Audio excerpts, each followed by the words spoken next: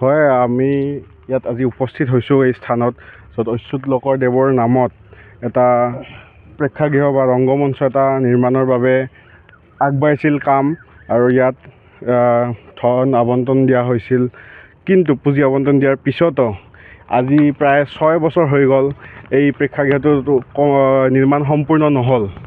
আৰু আমি বজালী বা পাঠশালা অঞ্চলত আমি প্ৰত্যেক সময়তে এটা অভাৱ আমি সদায় পাই থাকোঁ যে আমাৰ ভাল প্ৰেক্ষাগৃহ এটা নাই, য'ত আমাৰ নাটক হ'ব পাৰে বা তেনেকুৱা ডাঙৰ প্ৰেক্ষাগৃহ এটা নাই। আৰু এইটো প্ৰেক্ষাগৃহ দিয়া হৈছিল, কিন্তু আমি আজি ইয়াত আহি দুখ লাগিছে যে যিটো পৰিত্যক্ত অৱস্থাত এই প্ৰেক্ষাগৃহটো আছে, ইয়াত জংঘল সকলোফালে একদম এনেকুৱা এটা পৰিস্থিতি হৈ আছে য'ত মানে বেয়া লাগিছে। আৰু ইয়াৰ বাবে দায়ী কোন তাৰ বাবে আমাৰ এটাই বিচাৰিছোঁ, দাবী জনাইছোঁ যাতে ইয়াৰ ইনভেষ্টিগেশ্যন হওক, তদন্ত হওক, অতি সোনকালে যাতে এই যি প্ৰেক্ষাগৃহ আছে এই প্ৰেক্ষাগৃহটো প্ৰায় 6 বছৰৰ পিছতো কিয় সম্পূৰ্ণ নহ'ল, কিয় আজিলৈকে সম্পূৰ্ণকৈ নিৰ্মাণ নহ'ল, কিয় এনেকুৱা অৱস্থাত পৰিত্যক্ত অৱস্থাত থাকিব লগা হ'ল, তাৰ বাবে তদন্ত হ'ব লাগে। আৰু লগতে দাবী জনাইছোঁ যাতে অতি সোনকালে ইয়াৰ ব্যৱস্থা গ্ৰহণ কৰিব লাগে যাতে এই প্ৰেক্ষাগৃহটো সম্পূৰ্ণ হৈ উঠে।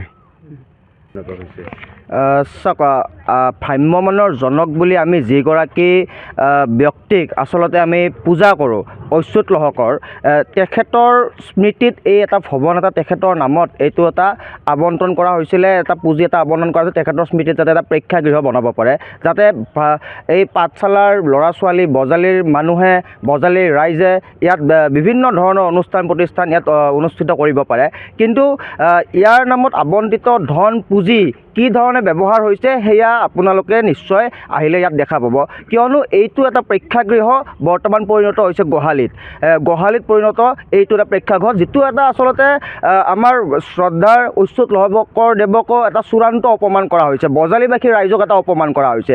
আৰু যিগৰাকী ঠিকাদাৰে নিজৰ মৈ মতালিৰে এনেকুৱা এটা কাৰ্য এটা কৰিছে, সেই কাৰ্যক আমি আচলতে গৰিহণা জনাইছোঁ। সদৌ বজালী জিলাৰ ছাত্ৰ সন্থাই আমি জিলা আয়ুক্ত মহোদয়কো অনুৰোধ জনাইছোঁ যে এই যিটো কাম যিগৰাকী ঠিকাদাৰে কৰিছিলে তেখেতক আচলতে ব্লেক লিষ্টেড কৰিব লাগে। আৰু কেনেকুৱা ধৰণৰনো এনেকুৱা কাম কৰিছে, কেনেকুৱা ধৰণেনো এনেকুৱা ধৰণৰ এটা সন্মানীয় ব্যক্তিৰ নামত উৎসৰ্গিত কৰা এটা প্ৰেক্ষাগৃহ এটা এনেকুৱা পৰিত্যক্ত অৱস্থাত থাকিব লগা হৈছে। এই গোটেই সমগ্ৰ ঘটনাটোৰ তদন্ত বিচাৰিছোঁ আৰু অতি শীঘ্ৰে এই তদন্ত কৰি ঠিকাদাৰজনকো জবাবদিহি কৰিবলৈ আমি আৰক্ষী প্ৰশাসন আটাইকে অনুৰোধ জনাইছোঁ। কিমান টকা আছিলে, কামটো কেতিয়া আৰম্ভ হৈছিলে গম পায় নেকি? এইটো প্ৰায় 2019 চনতে, প্ৰায় 7 বছৰ 6 বছৰ আজি গুচি গ'ল, পাৰ হৈ গ'ল। আৰু আমি জানিব পৰা মতে প্ৰায় 5 কোটি টকা ইয়াত আবণ্টন কৰা হৈছিলে। গতিকে এইটো এটা আচলতে একদম তদন্ত কৰিব লাগে। জিলা আয়ুক্ত মহোদয়ক আমি ক্ষিপ্ৰতাৰে ইয়াৰ তদন্ত আমি কামনা কৰিছোঁ, ক্ষিপ্ৰতাৰে তদন্ত দাবী জনাইছোঁ। আৰু সদৌ বজালী জিলাৰ ছাত্ৰ সন্থাই আমি অতি শীঘ্ৰে জিলা আয়ুক্ত মহোদয়কো লগ কৰিম আৰু এই বিষয়ে তেখেতক আমি নিজাববীয়াকৈ অৱগত কৰিম।